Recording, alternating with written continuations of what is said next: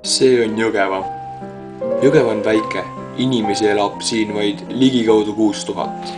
Linnast ei saagi niimoodi läbi minna, et ühtegi tuttavat ei märka.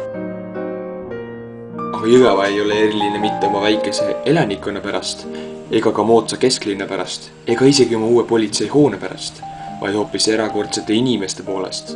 Nende vaiksete tänavate peal on üles sirgunud Alo Mattiisen ja Betty Alver.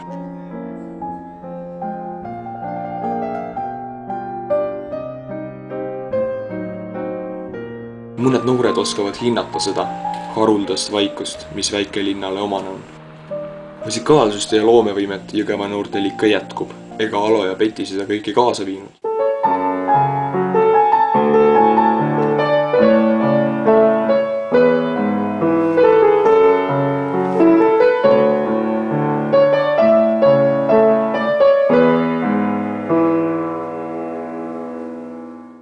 Kuule, see on Alo Mattiisen. On veel palju tähtsaid objekte, nagu raudtee, viadukt.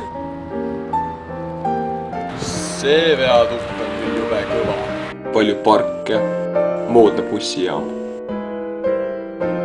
Naljakas on see, et linnas elab ainult ligikaudu 6000 inimest, aga meil on olemas oma Selver, Maxima, kaubahall, keskus ja säästumarket.